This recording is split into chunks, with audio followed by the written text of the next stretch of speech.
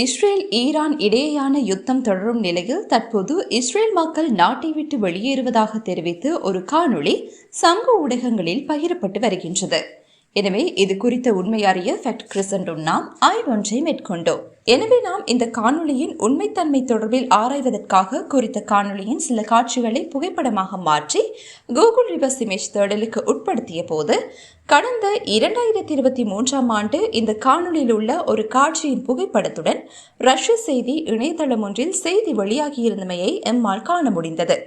அது செய்தியானது ரஷ்ய மொழியில் வெளியிடப்பட்டிருந்தமையினால் அதனை கூகுள் மொழிபெயர்ப்பின் உதவியுடன் பார்த்தபோது 2023 ஆண்டு ஜூன் 3 கிரோவில் எனும் இடத்தில் வெலிகொரட்ஸ்கி ஊர்வலம் ஆரம்பித்துள்ளதாக தெரிவிக்கப்பட்டிருந்தது.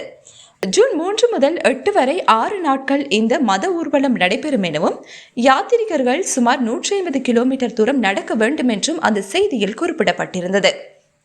அத்துடன் சமூக ஊடகங்களில் பகிரப்பட்ட காணொளியில் மக்கள் பாலம் ஒன்றை கடந்து செல்லும் காட்சிகள் காணப்பட்டன.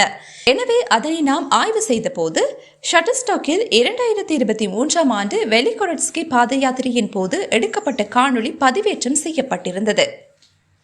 அதிலும் இது ஒரு மதம் சார்ந்த பாத யாத்திரை என்றே குறிப்பிடப்பட்டிருந்தது.